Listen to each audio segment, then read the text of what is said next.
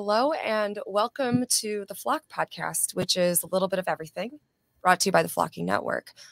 Tonight, we have a little bit of a different podcast style.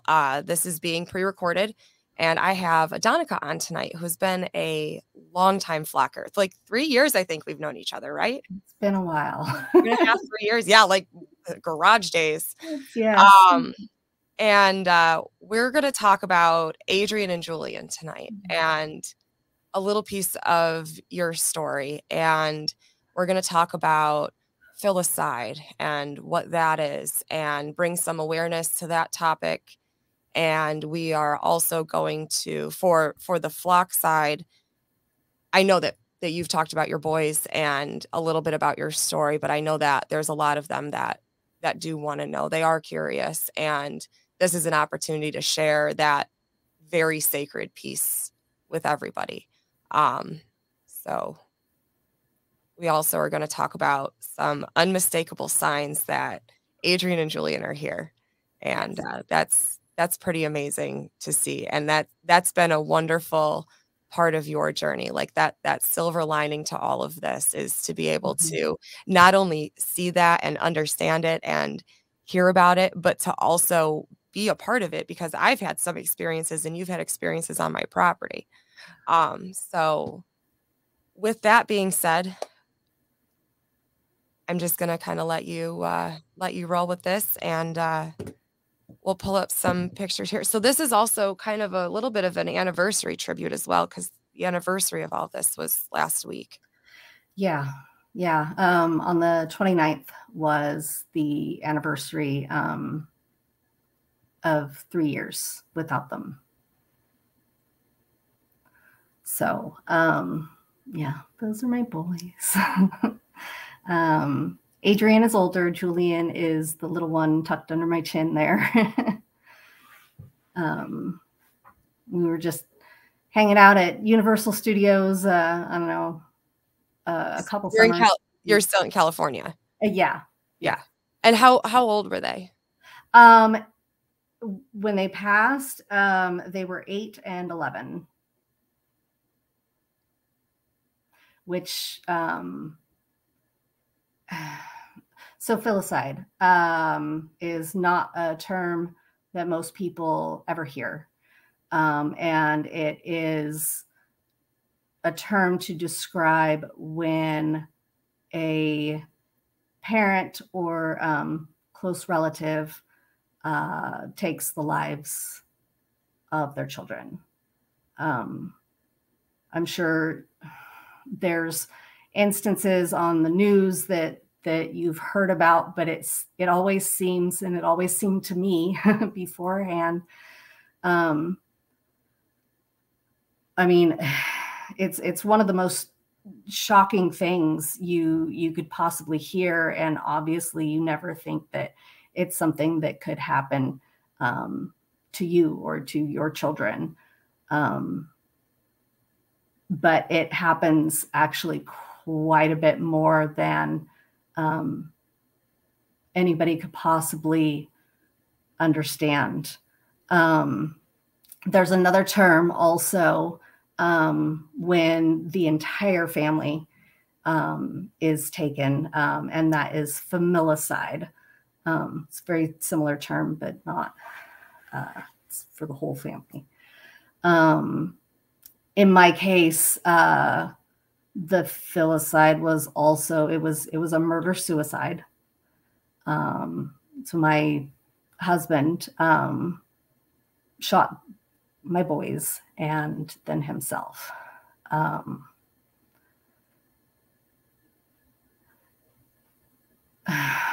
Goodness, I don't even know where to start.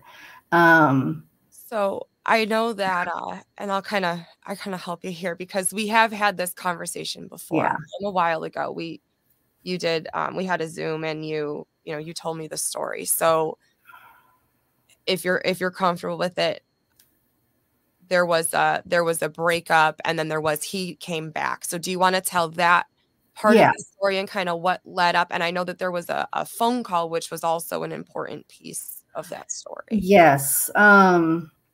Yeah. So he, I don't know, he had obviously some issues. And he had moved out. We were living with my dad at the time, our whole family, because he had quit his job a little over a year before. And, you know, we weren't able to live in our own space. And he and my dad did not get along. He was having some medical issues. I definitely think they were real medical issues, but I also think that they were exacerbated. I mean, we all know that like your mind plays a big part in your healing and also continued struggles. And even though they had found ways to help alleviate his pain, like he fought it. And so he was trying to, he had gone back to Idaho. He was staying with his sister for, it had been nearly 3 months. And he was trying to basically get disability through the VA for a past injury from when he was in the Navy.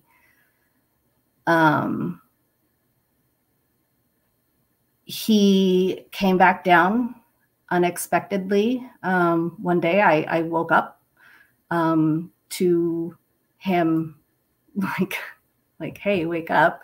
I had no idea that he was coming. The boys were already up, and I had already been feeling the pull for many years. We had issues. We were pretty much just, I don't know, horrible roommates. Yeah. And when he came back, I had told I sent a text to my cousin and I said, you know, maybe this is a blessing in disguise, because I mean, I haven't been wanting to have this conversation with him over the phone, but I definitely knew that I did not want to continue in the marriage. And so I said, maybe it's a blessing in disguise because, you know, he's here and we could talk about it. I can't remember exactly what he said, but we, you know, I said, you know, yeah, we need to talk. And so we went out back and the boys were playing in our room video games. And I went out back and I was talking to him. And I told him everything that was on my mind and in my heart. And he didn't really seem surprised. And he seemed to take it much better than I anticipated. There was no outburst. There was no anger.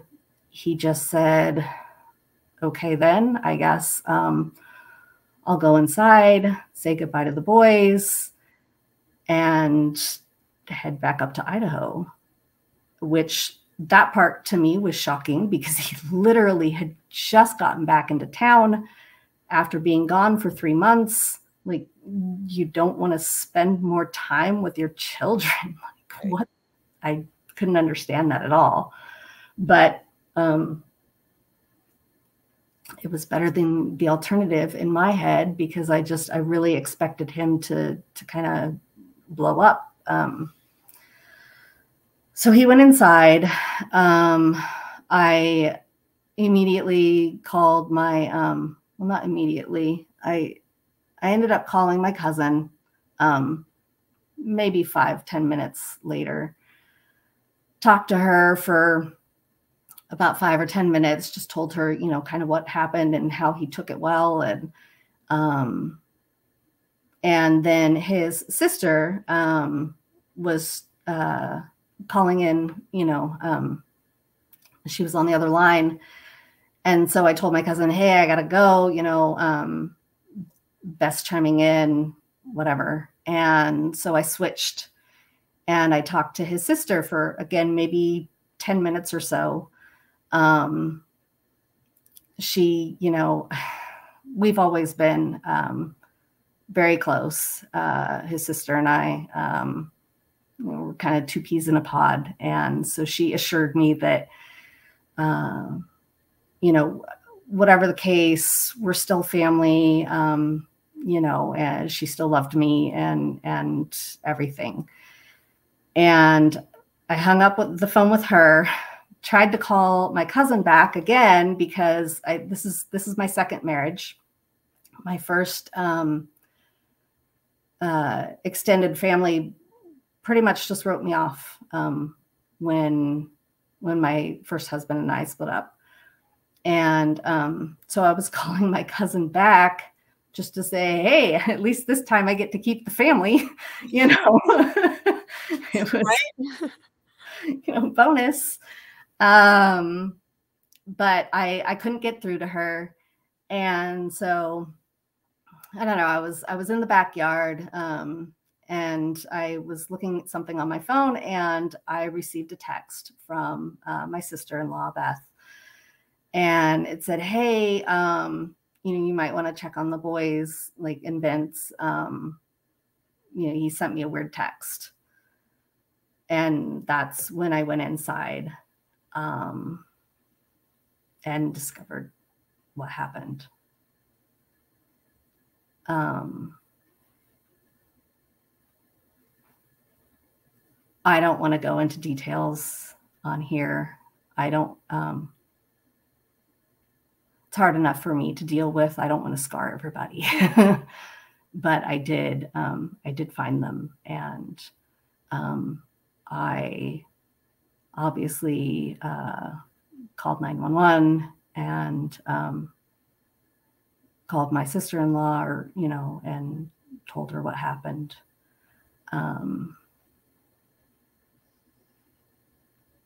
I didn't even see him at first. I didn't realize that he was in the room too.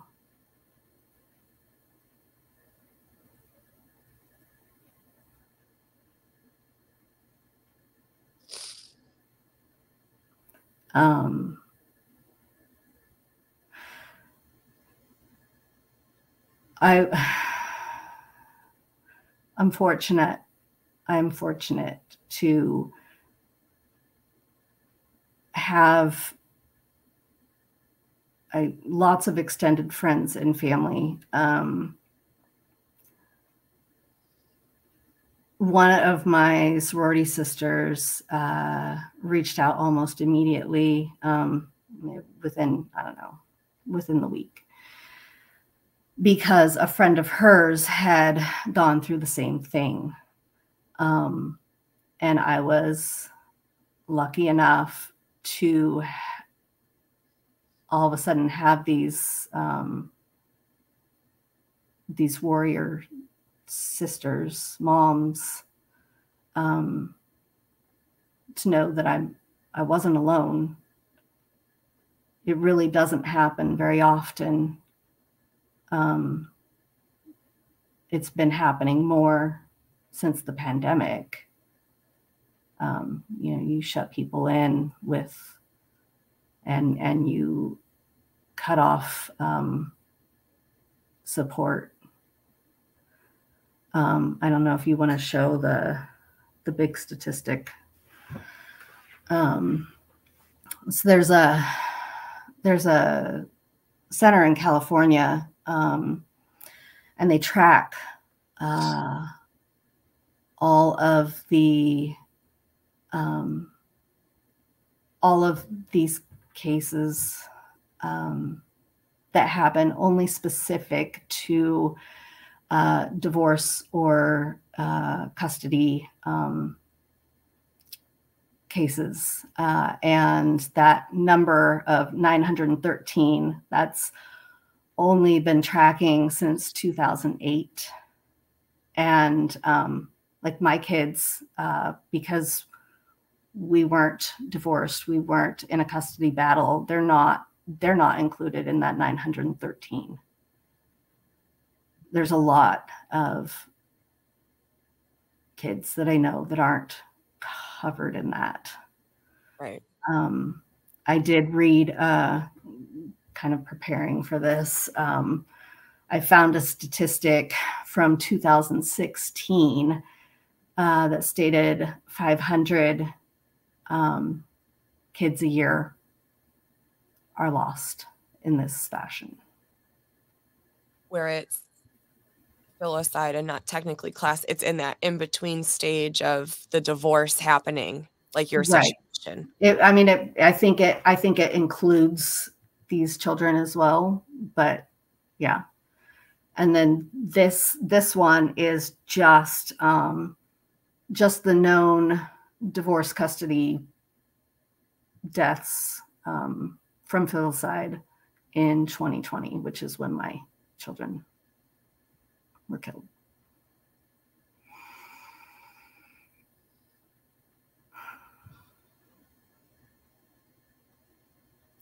Let's just take a moment for them and for you, because your journey and your story and just like your presence now and how you handle yourself and the way that you look at life and the fact that you're still here is beyond words. Seriously. Like you're one of the strongest fucking people that I know. I think there's a reason we call ourselves warrior moms. We're still parents. I'm still a mom. My kids are very much still here. Are very much still here, man. Yes. They show me, maybe not daily. Yes, cat. They show me all the time that they're around. This is Adrian. This picture was taken maybe 2 or 3 days before he passed in my dad's backyard. It's the face of, I don't know, strong, funny, but he was my cuddler. he was this tall, constantly, every morning checking to see if he was taller than me yet.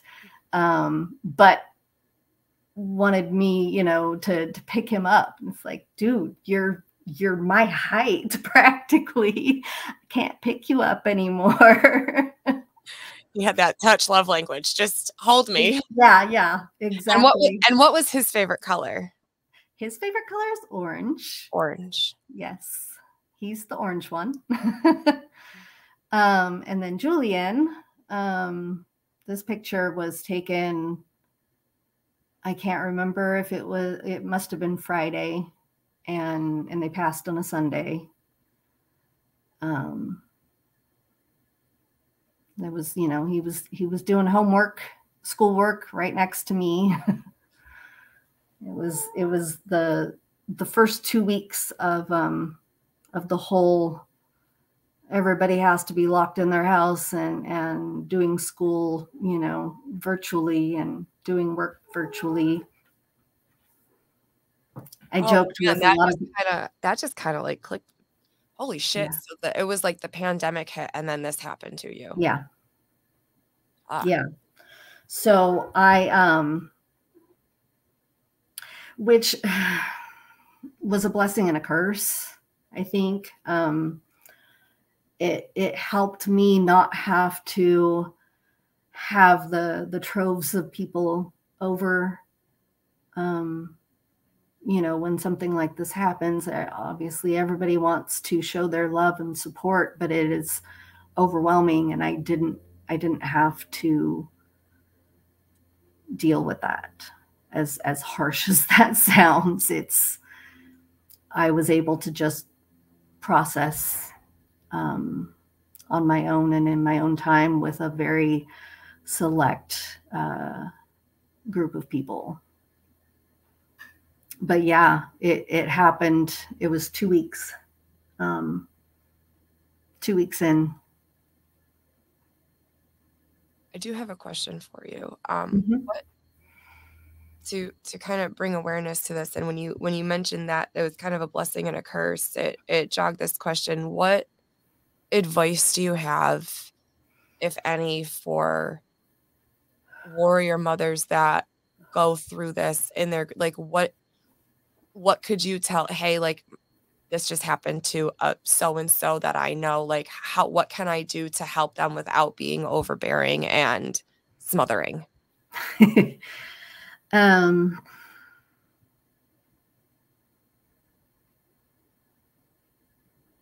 Like, you don't need another lasagna casserole brought to you.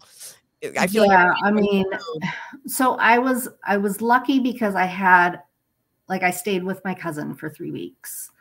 I just became part of her family. And so, yeah, I didn't need the meal train because I had literally somebody cooking for me and tending to me. and just letting you exist. Yeah. And I mean, I don't know what I would have done if I didn't have that. You would definitely need the meal train, but you don't necessarily need, and you need people, but you don't.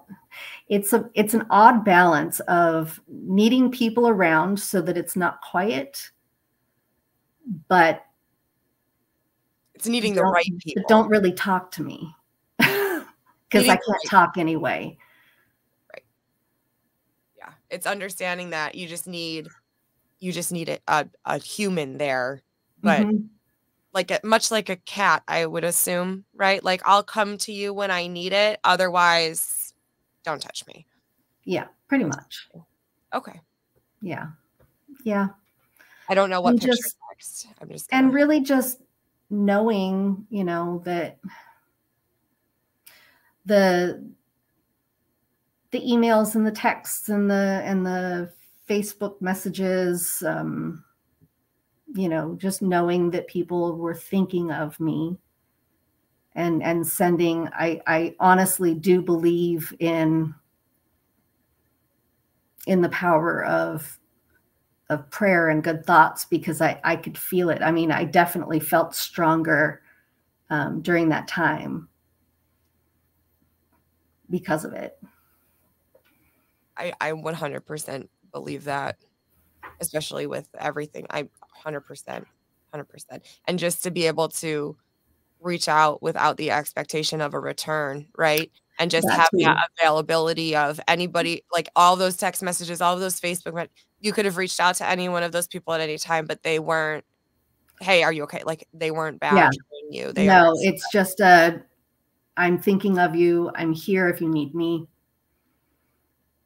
And for the most part, I didn't reach out at all, but knowing that I did have people help, and honestly realizing how many people I had and how many people the boys touched.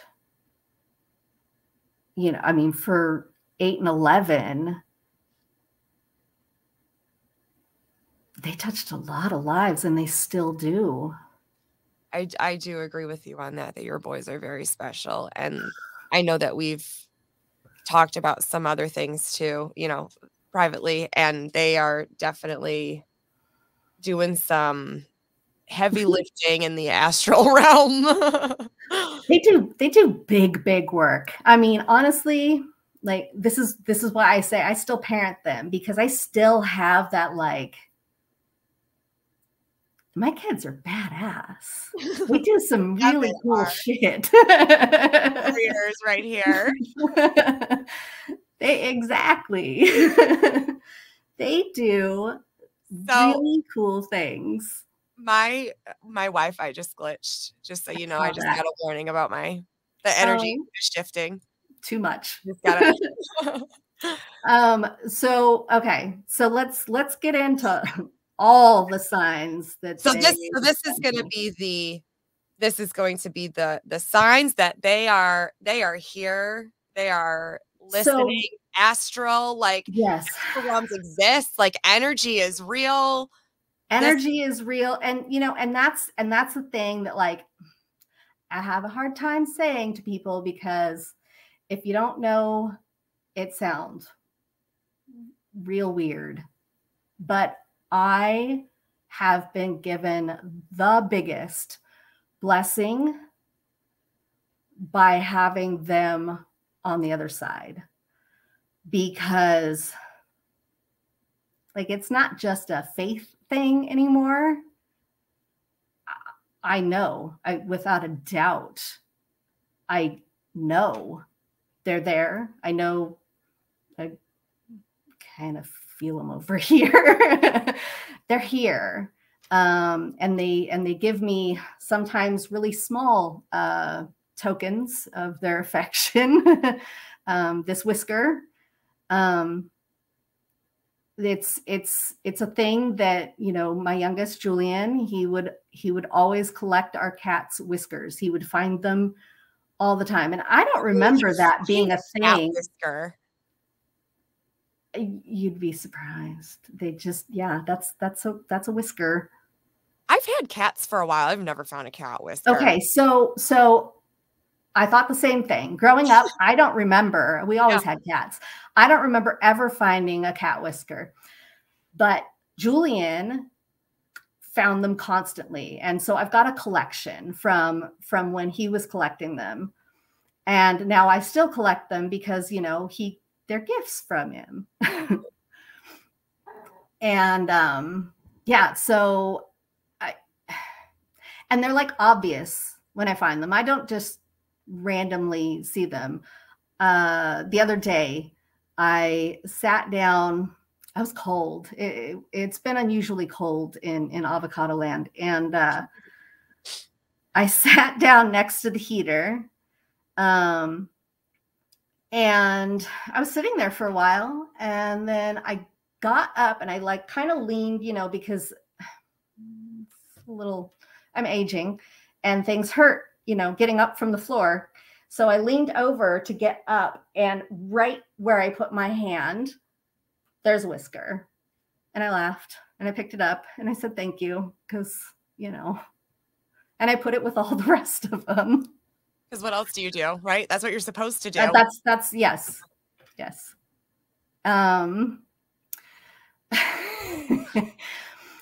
So I have a friend that insists on, if we do movie night and, through Amazon, they pay.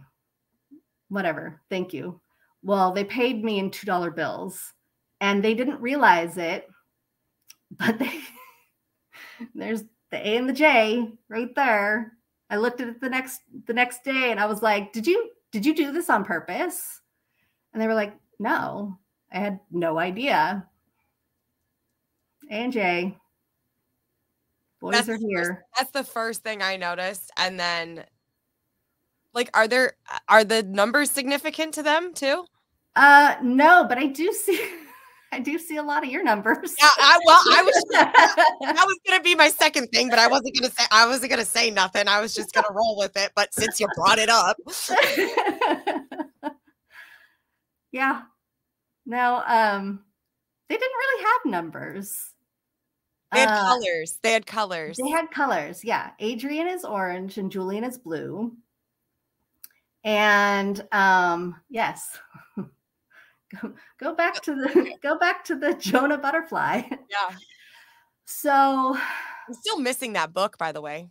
And it's so weird. Both of them, actually, because until I downloaded this picture that you sent me, I was like, I don't have the Milk and Honey book. Ah. They're both gone. They're both gone. Oh, that's bizarre. This was at Flockfest, and this was there's Jonah the meditation tree, and it's a walk. You go down the laneway past the pond, and you see this tree, and one of his branches had fallen that made this like beautiful natural bench. And what I did, which we'll do again this year, is I had set up a little meditation area, and I had a deck of cards and some offerings to leave, and you could leave what you wanted to release, and we burned that. And I had some books there and some decks and stuff. And you wandered out there by yourself. By myself, yeah, but clearly not alone. Right. And I got there, and I was just, first of all, well, I was taking it all in, but the very, very first thing I noticed was one of the bracelets was there. And I had no idea how it got there. And you handed them out. I handed them out, but when I got back, everybody had them. Yeah. They took one. Jonah needed one. Yeah. And so that was the first thing I noticed. And I started laughing. I was like, okay, I see you're here, right? And I'm reading through the things, and I'm starting to do some of the things. And then all of a sudden, this butterfly shows up, and it's not doing normal butterfly things. Like normally they fly around you and then they depart. Like it's a butterfly. They don't try and stick around. Yeah.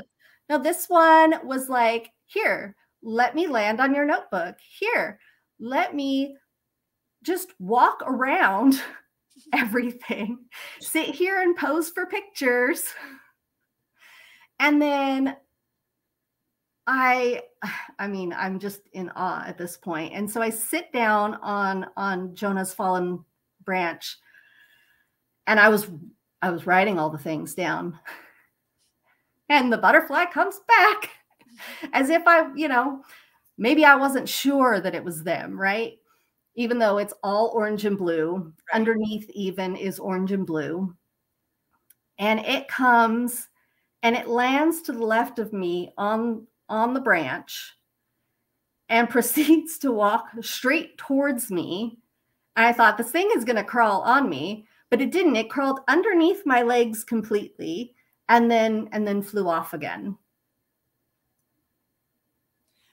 I remember you were glowing when you came back from that tree. And I kind of like saw you coming from it, and you made a fucking beeline from me. You're like, I gotta tell you this story.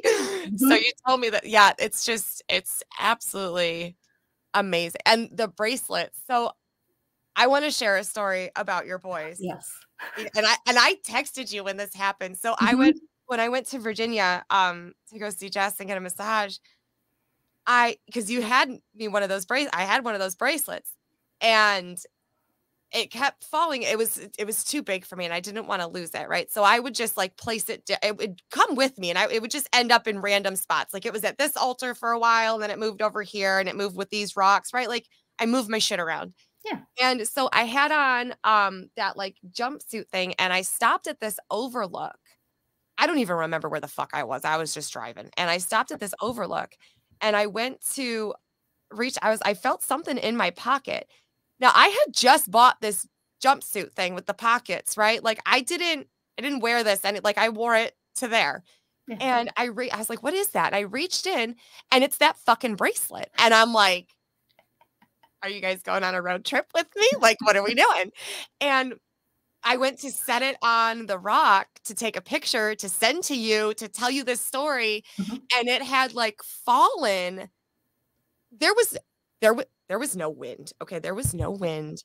And it's a heavy, it's like rubber. It's not just gonna like jump off the rock into this like crevice. And when I went to take the pic, it like snapped perfectly. It was just I should have sent that. I didn't even think about that story until right now. Anyway, but Yeah, and I like sent you this whole pair. I'm like, this literally just happened. I'm still sitting in my truck over the overpass with all the pictures. Yes. with all the pictures. I was like, you're not gonna believe this shit.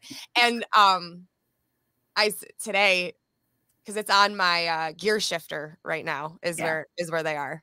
Nice. So, yeah. I was like, all right, you Yes. guys like traveling. You're gonna just stay in the truck then. You're gonna be with Bessie. Honestly, like that's one of the quotes that it's not one that I sent you. One of the quotes that I saw early on was, and I don't remember it exactly, it was actually kind of a long poem. But the message is, basically don't cry for me, live your life, because I see through you. When you experience new things, your experience, like, we're doing this together.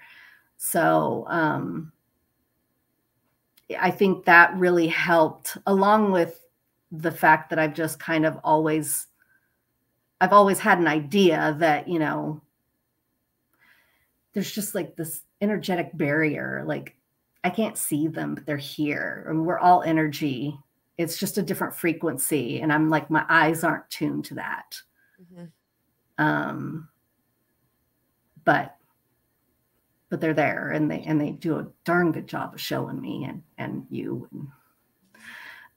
So this is from last year. Last year's the 2-year anniversary. I went with my sister-in-law. She came again. My sister-in-law, my nephew, my stepson. They all came down, and we ended up going to Old Town San Diego, and wandering around. A friend of mine said, hey, because they know how many signs the boys send. Hey, have they sent you any signs yet? I'm like, no, they haven't, and we were in a shop, and my sister-in-law was trying to find a cross for her home, and I was just looking for things, and there was only one blue and orange cross. And the fact that it's like got lightning bolt is the blue, which Julian, if you ever feel his energy, you'll totally understand, like, the lightning bolt. He is Spitfire. Oh, he is. He's the one that messes with the zooms, I think. He's the one. Yes, he's the one. So I've been told he's the one that really likes messing with lights. He's the one that primarily will set things in my path to find. He wants me to stop and pay attention. Adrian is more the quotes and the repeating songs and the he's more visual and auditory in that sense, which honestly makes perfect sense. He was really good at guessing the numbers. Like, we were working on the skills. He was definitely good at guessing numbers, way more than most people I've met. Like, he really did have a gift. So yeah, that's what this one's from. Let's see, what else do we have? These were also from that trip. So they didn't just send me one thing that day, because that's not how they work. These little guys, they're called the twins, which Heather actually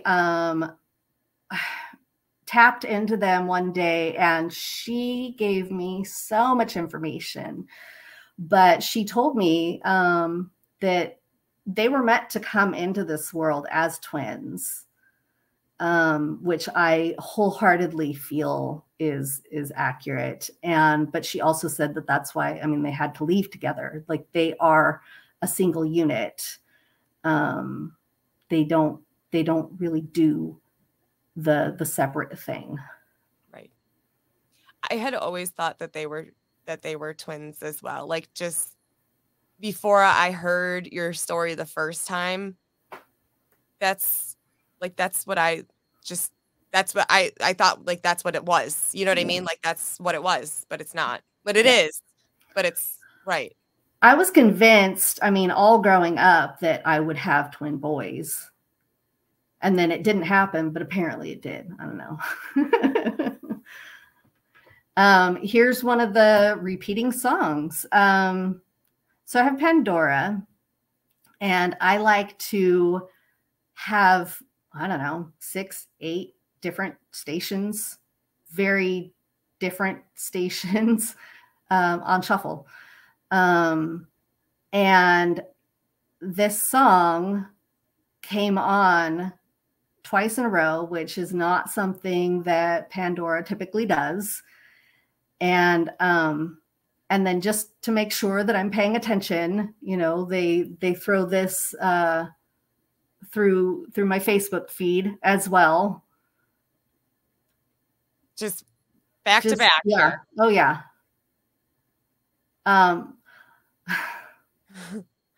Stopped getting ready to go home from my aunt's house, and I look in my rearview mirror, and of course there's an orange and blue truck. Ready to go. Yeah. Ready. Yeah, we're ready. We're rolling.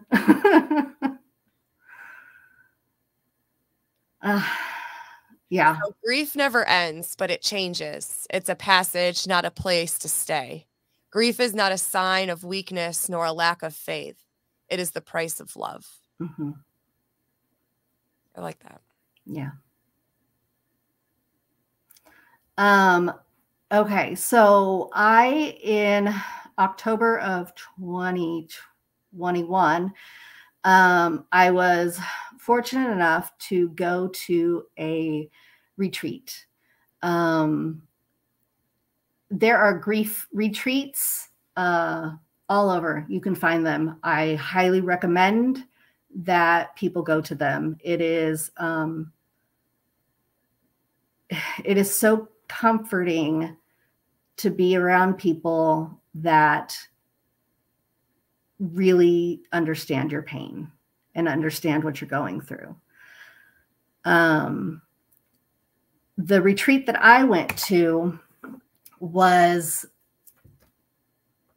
spearheaded by a mom that lost her daughter in the same way, who had gone to a grief retreat with people that experienced different losses. And she told us all that she never wanted any of us to have to experience a grief retreat that way, because she said, I completely traumatized everybody that was there. Well, and I think that there's, because you and I have talked about the retreat and about that other kind of that branch off group from losing a child. And I think that there's like a mental preparation, right? Like if you lose a child that has cancer or some incurable disease, like in the back of your head, you're like, okay, like eventually this day is going to come. Like when they do pass, it's not a shock. Right. And I'm not trying to say that heartless. It just isn't. This Same is thing. Sudden out of nowhere. Exactly. I mean, well, and on top of that, it's the murder. It's the PTSD. It's a complete story. Absolute betrayal of not just you, but of your people, that like from someone that was supposed to, like, this is your own flesh and blood. You know, it's layers upon layers upon layers. And yes, so she created this retreat for moms just like us. And not to say that we didn't all, you know, have a hard time telling each other our stories and hearing the stories, but you are definitely more prepared. At least you understand what kind of story you're going to hear. I did hear a lot of similarities in the partners that ultimately ended up doing something like this. And, you know, I mean, on the podcast, 3 weeks ago, 3 weeks ago, about narcissism. Mm. A lot of them have definitely that trait. I kind of think you would have to. Yeah. But this, we were asked to bring a word with us. It was going to be our word for the weekend. And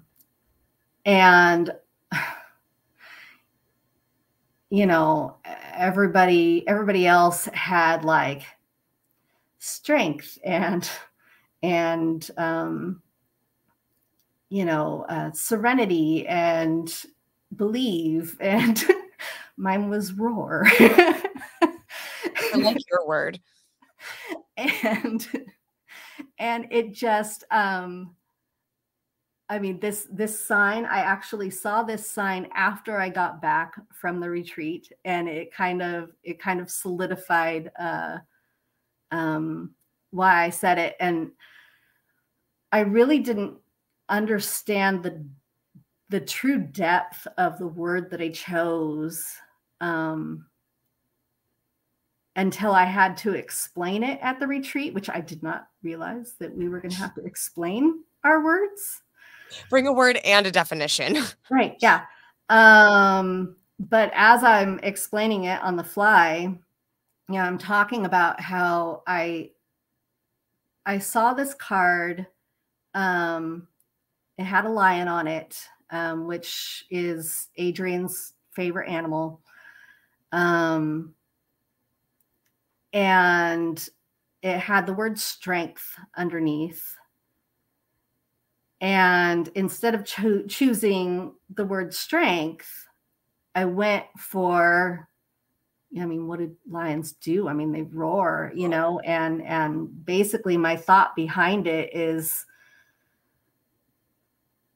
like, it's my job to like tell people about my kids and about this problem, and you know, and not sit silently back, but to yell it from the rooftops, like how amazing my boys are.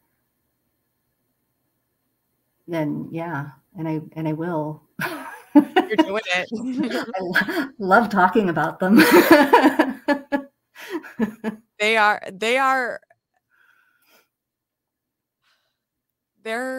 powerful. Yeah. And so these are all the except for the bracelet on the bottom, these are all things that we either made at the retreat or we were given as gifts. So there's my word. We incorporated it in a bunch of different things that weekend. Yeah. And this is where the retreat was held.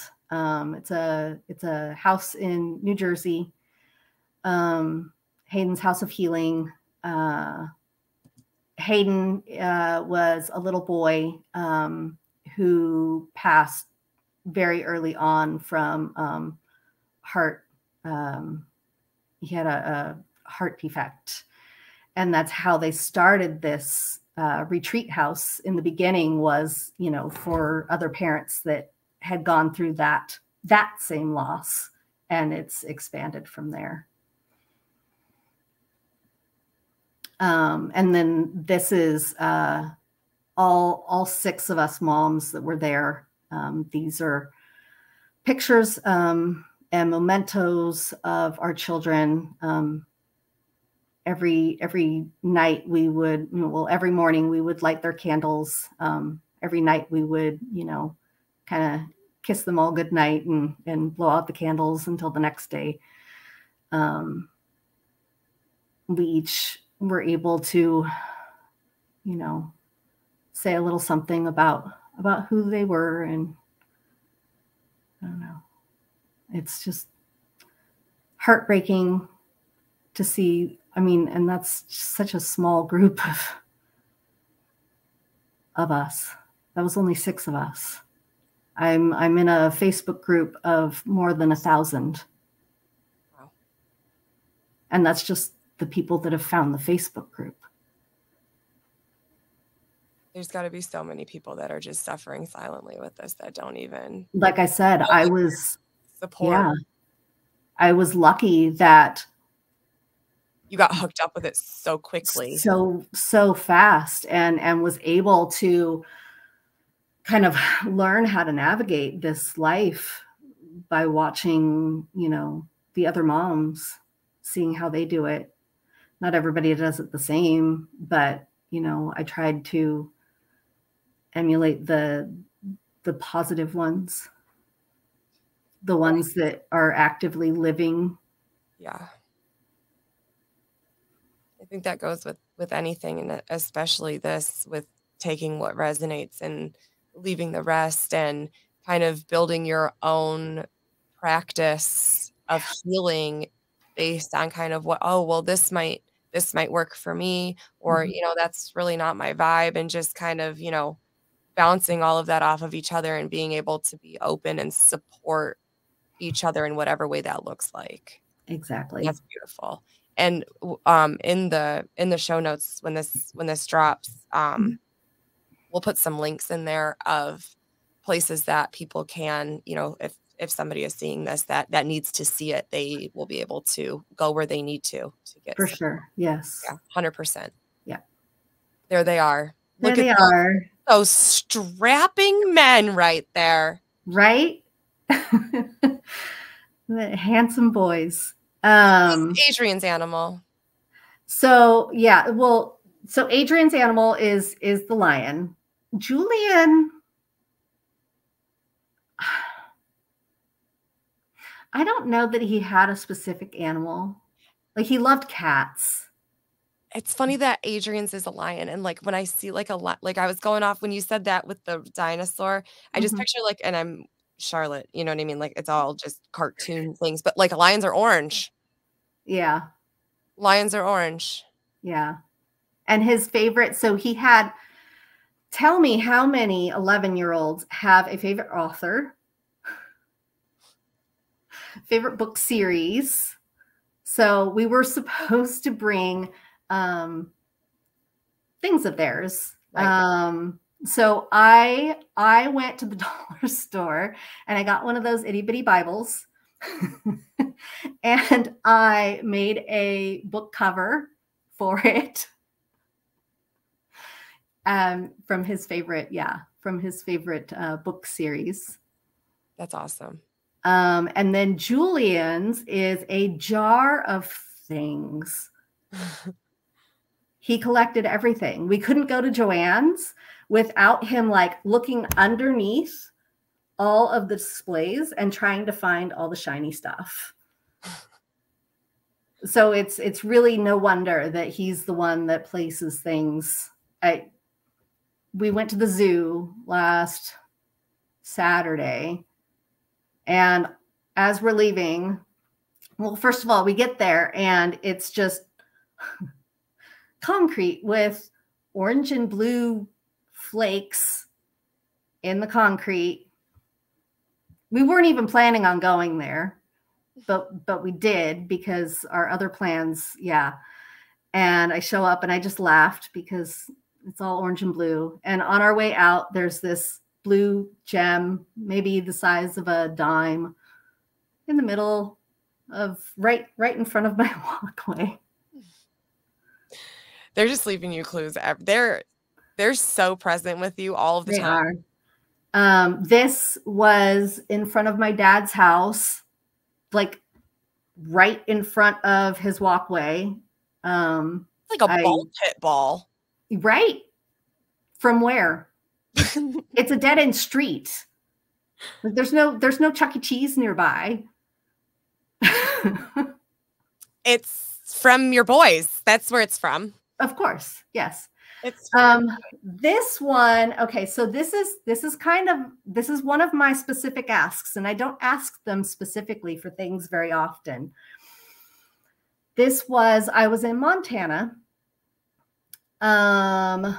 This was on Julian's birthday, and I was taking a short hike, and coming up to this one area, you know, I'm seeing the butterflies and I'm seeing the feathers on the ground and I'm seeing, you know, this and that. And I'm like, okay, yeah, but I could see that anywhere, Julian. Like, if you want me to know that these signs are from you, I need to see.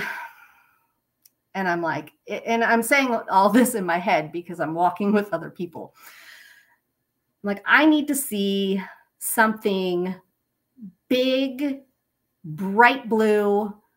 You just make it so that I cannot miss it. Like, I can't deny that this is from you.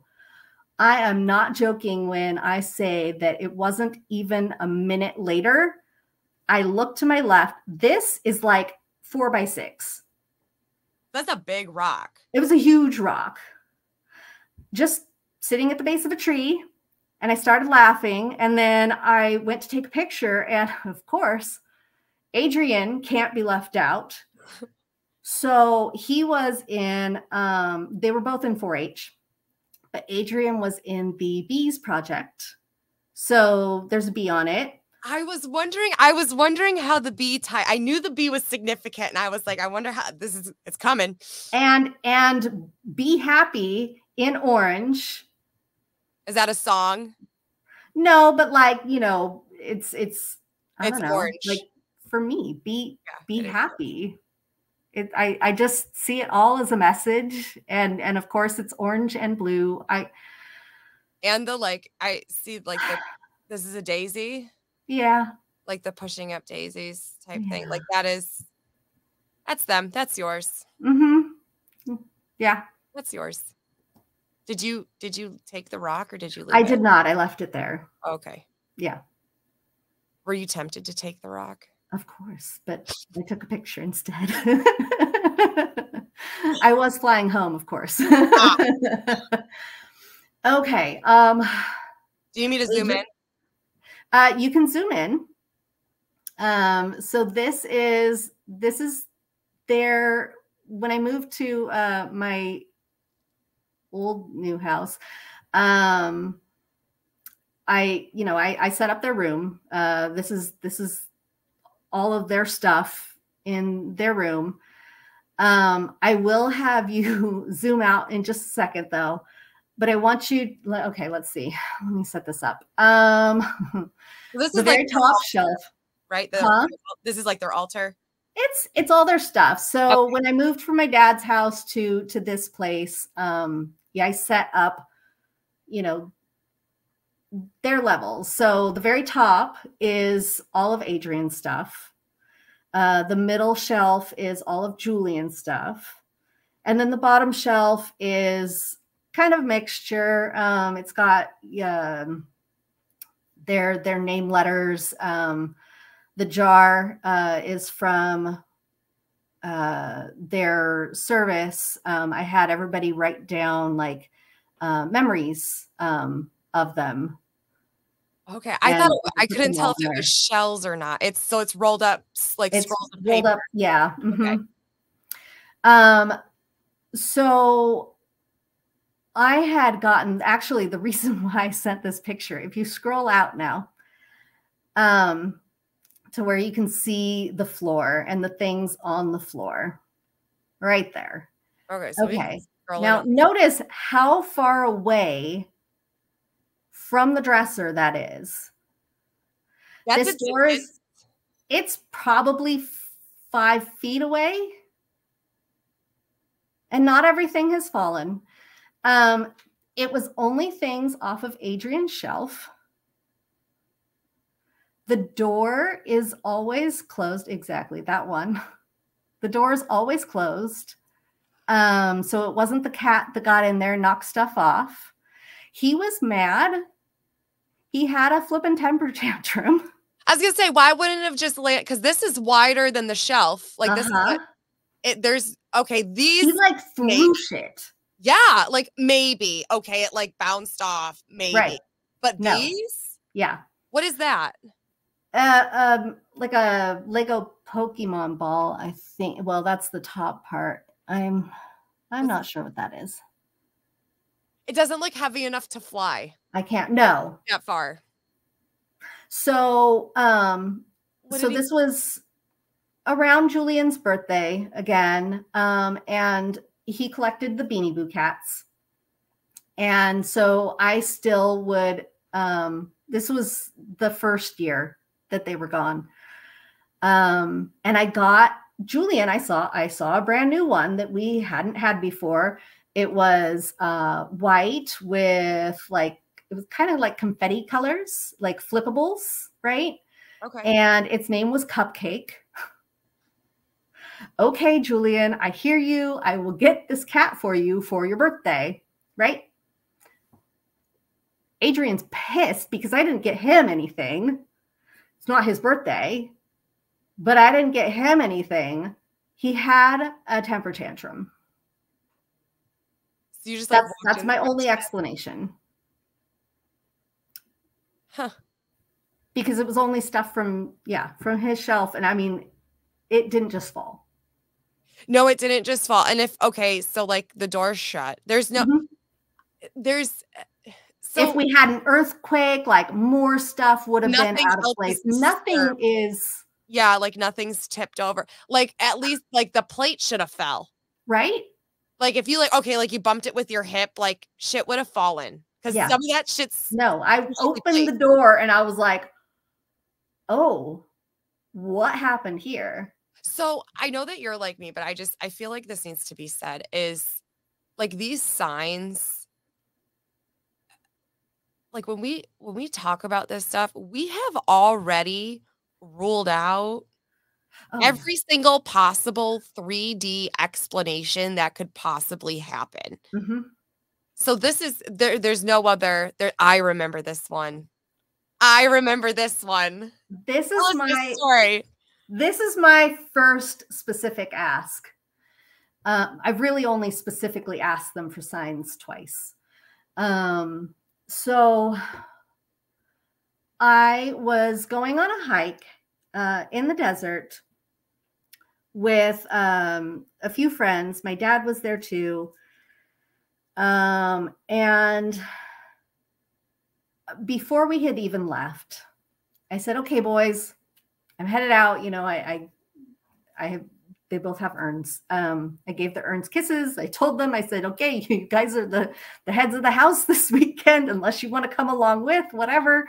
You know, if you want to show me signs, like I'd like you to show me something that there's absolutely no question it's from you. You know, and so I'm walking along and all of a sudden I see this blue M&M. And at first I only saw the blue one and I was like, oh my goodness, that's crazy. Where'd this M&M come from? And I pulled out my camera to take a picture and I realized that there's an orange one as well. Again, Adrian, they both have to be together. They don't do things separate.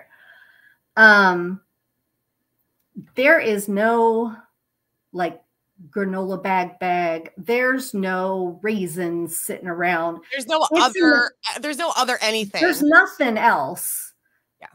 It's in the middle of the desert. They're not walked on. They're not smushed. They're not melted. Yep. This is from their service. Of course, all orange and blue pictures. And the reason why I included it is because this was in November of 2020. I had pushed it out. Well, first of all, we couldn't have anything right away. But I pushed it out to November, hoping that things would have been, you know, I don't know, normal by then. and we could have, you know, a proper ceremony. Yeah, with all their teachers and their friends and my friends. And the only thing that they could do for us at the time, you weren't supposed to have anything indoors still. So we were going to have it in this courtyard next to this chapel at the funeral home. It's like this tiny courtyard. We were only supposed to have maybe 35 people. They were going to have this tent overhead, like these little sails to keep the sun off, and then like a little portable tent for, I don't know, overflow.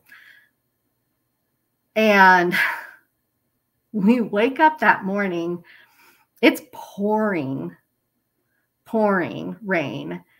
And I'm thinking it's the end of the world, because how can we have an outdoor service when it's raining, and we can't have an indoor service? But I really wanted an indoor service.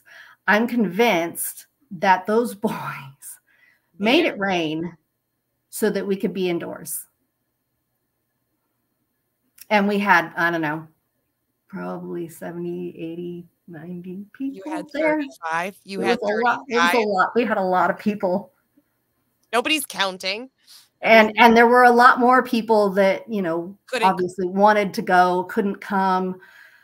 Yeah. But the only problem is that it was going to be streamed on their Facebook page, but because we were indoors and we weren't supposed to be, they had to cut the live. And so there's no video recording of it. I have no record of like anything that was said, because that they could have at least like recorded. And we didn't even know. They didn't realize that they had cut the feed. The funeral director didn't know until afterwards, but like their corporate cut it because they didn't want to get in trouble. I have a lot of opinion. Oh yeah. We're just gonna. Okay. There's the bracelets. So they're all orange and blue. They say Adrian and Julian, forever in our hearts. This was a fairly early sign.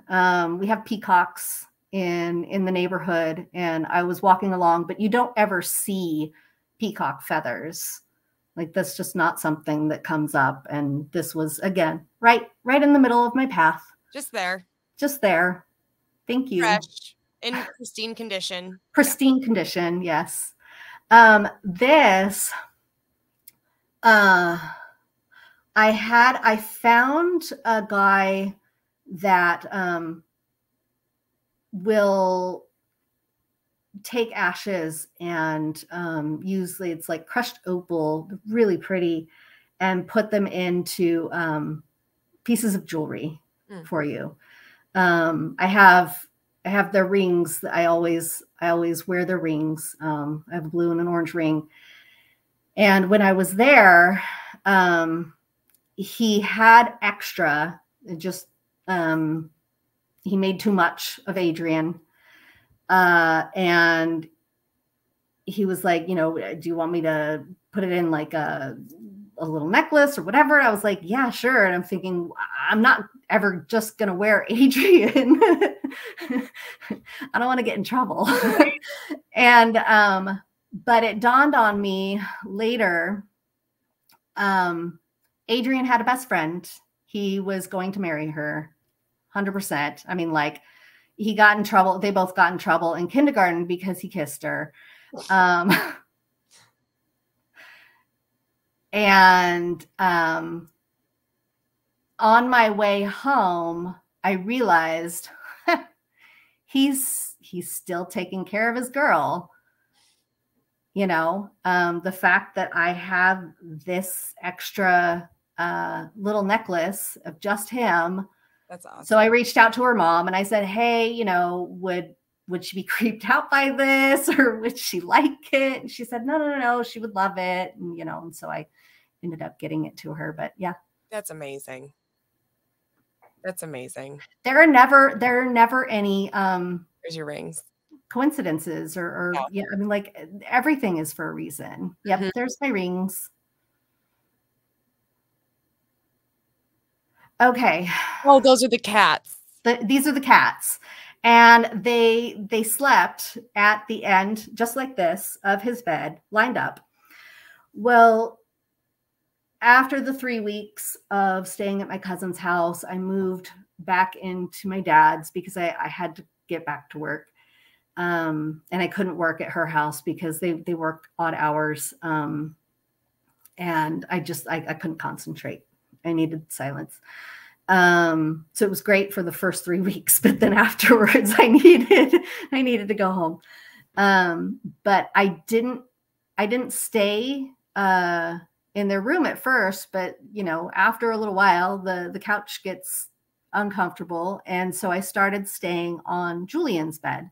They had bunk beds. His was the youngest, or he's the youngest, so he's on the bottom. And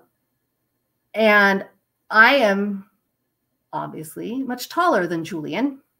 And about 2 months or so after they passed, I had a reading with a friend, but like not someone that really knew the boys, but had already picked up on things that, definitely she shouldn't have known. And so when she offered me a reading, I gladly accepted. And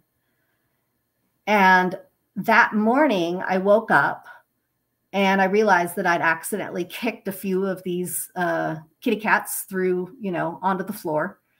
And so I picked them all up and I said, sorry, cats, put them back in their order. Well, I had the reading with her and she's bringing up a few different things. And then all of a sudden she's like, so Julian is showing me like a line of stuffed animals. Did he have something like that? And I said, yeah, and she said, he wants you to know it's okay if you move his things. You can have foot room. Apparently he was not mad about me kicking his cats off. But like, I hadn't even told my dad, like, how. I fully know that there's people that can 100% tap in like that. Mm-hmm. I had a reading done on my dog and she was telling me shit that there's no way she could have known. She didn't know that I cooked for her. She didn't know the ingredients of the food that I used. She didn't know that we were struggling to find sweet potatoes and I had to switch to pumpkin. So like when you tell me things like because she talked to them. Like I don't ever doubt anything that you tell. I'm like, yep, it was 100%. 100%.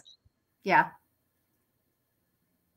What else? Oh, this was shortly after they passed. I'd gone to the grocery store, parked, and as soon as I looked up, I saw this license plate. Missing mom. Is that orange and blue? Or is it yellow and black? No, it's yellow and black. Okay. I couldn't tell if it was the color or if it was, okay. They like to turn on lights. They love to turn on the Xbox. Oh, okay. I was like, what are we looking at here? I got you. Yeah. Yeah. They turn on the Xbox all the time. I don't know. They want to play. They turn on this, my little disco lights. I've had it on when I woke up, like New Year's morning.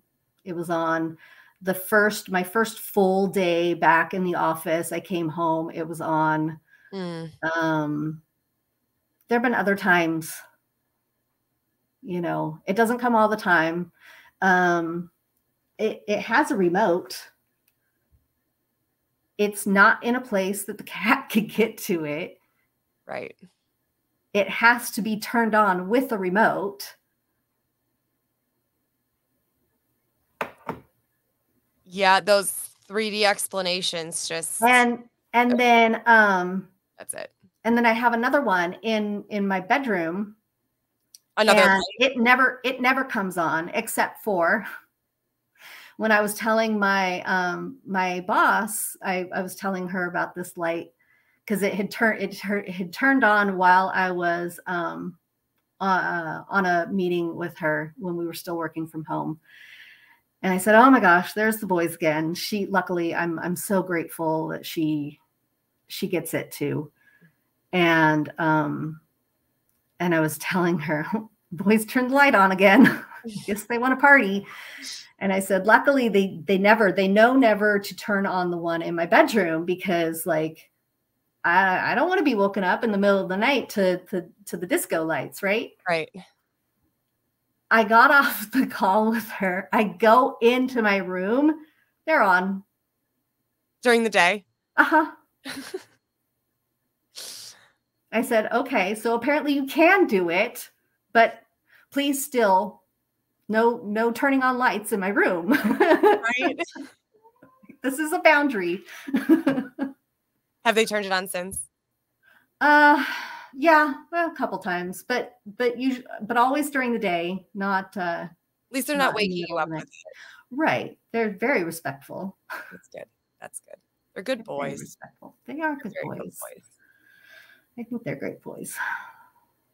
I really want to thank you so much. And I know that this is both hard and easy for you to talk about.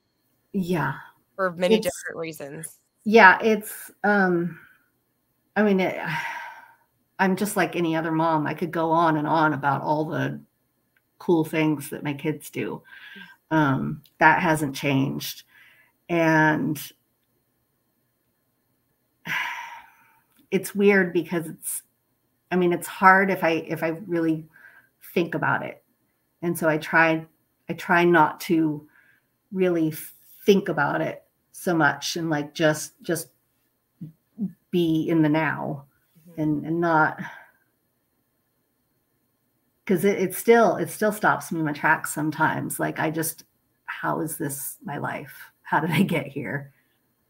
I think that it would be odd if that didn't happen.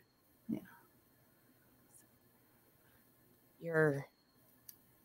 I'm so grateful for this, and I'm so grateful to have you as a friend and be able to witness your journey. Like, the amount, just from the time that I've known you, like the amount of growth that you've shown and the things that you've overcome. I mean, that's your journey is not one for the weak at all. No. Definitely not. And I also, I'm grateful for the family that I found in the flock. Like, I know that I can tell you guys anything and you'll never think that I'm odd. Nope. Like, we all have the same, or at least similar, outlooks on life, and if nothing else, we have the understanding that everybody has their own understanding. Yeah. And that's what it is. And that's beautiful within itself. Exactly. That's what I was going to say. I think that's what's so beautiful about it. I don't even know how to, like, it's just it's a heavy thing, but they do a really good job of making light of it. Yeah. They really do. And they keep you on your toes. They do. They do. And they really just help remind me that it's not permanent, and yet it is, and that we're all just we're all just energetic beings. Mm-hmm. They're just in a different vessel now. Uh-huh. Do you have any like closing thoughts on this, or anything that what's the one thing that you would tell you going through this?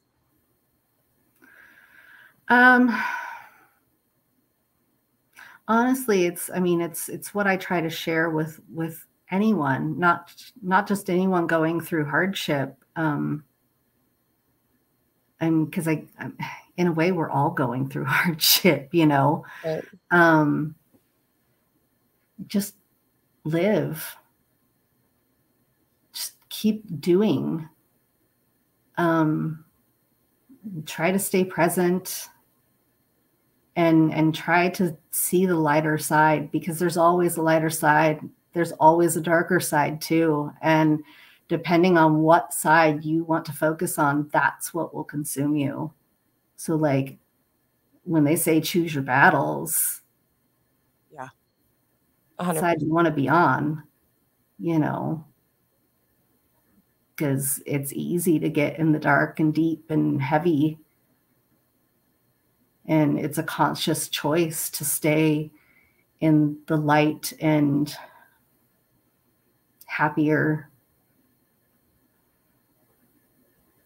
You know, that's one thing. Like everybody says, how do you do it? I don't think I could do it. You think I thought I would have been able to do this? You just do it. You just do. And I make a conscious choice every day to do, and not just to exist, but to live, because that's what I was trying to show them. And I'm still having to be an example. Like it's what they expect from me. Mm-hmm. I have that quote from the Joker ringing in my head. Would you die for me, but would you live for me? Yeah. That part. Well, Adonica, thank you so much for your time, and so much for sharing this very sacred piece with us. And we will get that information to bring more awareness to this topic out there. And hopefully this live catches who it needs to.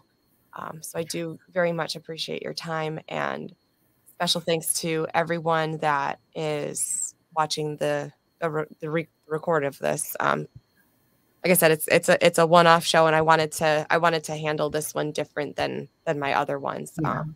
So with that, I'm just gonna play the thing. And I do want to say just really quick.